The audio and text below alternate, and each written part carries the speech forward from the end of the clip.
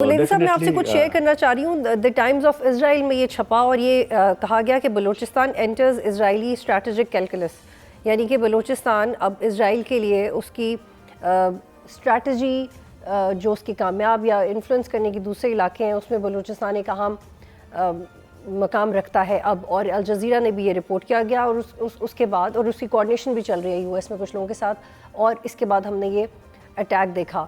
تو یہ آپ کو لگتا ہے کہ جتنا ہم اس کو ڈومیسٹکلی ایڈریس کر رہے ہیں وہ بھی کافی نہیں ہے، اور اب یہ جو ریسنٹ ڈیولپمنٹس ہیں کہ اسرائیل کا انٹرسٹ بلوچستان میں بہت زیادہ بڑھ رہا ہے، رپورٹ بھی ہو رہا ہے، اس کو بھی ایڈریس کرنے کی ضرورت ہے؟ دیکھیں، جو الجزیرہ میں رپورٹ شائع ہوئی تھی اس کو ہم جو ہے ان چیک نہیں کر سکتے.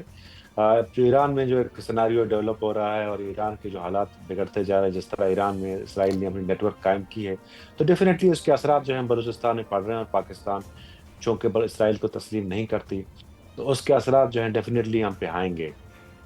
بلوچستان کا معاملہ جتنا ڈومیسٹک ہے اس کے انٹرنیشنل اسپیکٹس بھی اتنے ہی زیادہ ہیں.